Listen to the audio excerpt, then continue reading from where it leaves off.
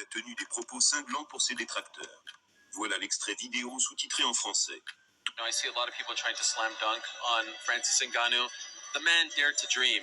There's a lot of people at home who are mocking him for getting knocked out. There's a lot of people who have not got the guts to go and chase their own dreams, and it's usually people who are not successful who hate on very successful people.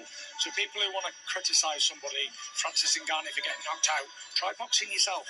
It's a tough game. Against the number 1 and arguably number 3 best heavyweights on the planet. Exactly. Not some tune-up fight. And so could I ask, perhaps he's watching, perhaps not, what would you say to Francis? What words of advice would you give to Francis? You know, he believed in his dreams and he followed it. He made a shit ton of money, which is fantastic to support his family. And he had a great journey. Keep going if he wants to box. He's still undefeated as a champion in MMA. So just because he's got beat here tonight, he can go back into MMA and destroy that world again. Toujours au micro de DAZN, le Gypsy King a été invité à adresser quelques mots à Francis. Il lui a apporté son soutien et offert quelques conseils pour la suite de sa carrière. Loin de se réjouir de la défaite brutale de Francis Ngannou, Fury regrette au contraire que ce dernier fasse l'objet de railleries sur les réseaux sociaux. Le Predator peut donc compter sur le soutien du Gypsy King, beau joueur dans ces circonstances. Plein d'ambition avant d'affronter ce vendredi Anthony Joshua, Francis Ngannou est brutalement tombé de son petit nuage. Mis KO de façon sauvage par son adversaire, l'ancien champion UFC n'a pas tardé à réagir à cette correction sur les réseaux sociaux. De second exploit, il n'y a finalement pas eu. Héroïque face à Fury 4 mois plus tôt, Ngannou n'avait alors été défait que sur une décision controversée des juges. Or ce vendredi, il n'y a même pas eu de match contre Anthony Joshua. Envoyé à terre pour la première fois de sa carrière durant le premier round, le colosse camerounais a fini par s'incliner sur un terrible KO dans la deuxième reprise. Dépassé face à la technique et la précision de Joshua, Ngannou n'a donc véritablement pas fait le poids.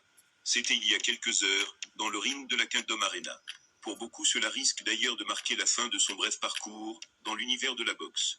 Univers qui lui aura néanmoins permis de remplir son compte en banque. Quoi qu'il en soit, le Predator a tenu à demander pardon à ses fans après coup sur Twitter. Voilà ces mots. Désolé les gars, je vous ai tous laissé tomber. Aujourd'hui était un mauvais jour au bureau, mais demain en est un autre. Merci à tous pour l'amour. C'est donc avec un certain sentiment de culpabilité et de redevance envers ses adorateurs que Francis a achevé cette soirée sans doute brutale pour lui. Après tout, jamais il n'avait subi le moindre knockdown. Et bien évidemment le moindre KO dans sa carrière jusqu'ici. Qu'il se rassure cependant, puisque les internautes ont été nombreux à le couvrir d'éloges malgré tout. À commencer par son ami Kamaru Usman.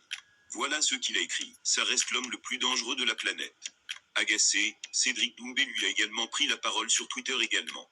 Voilà ces mots. On aime bien tailler, on aime bien rigoler. Mais ceux qui dénigrent, ayez un peu de respect. Francis Ngannou est un monument sportif.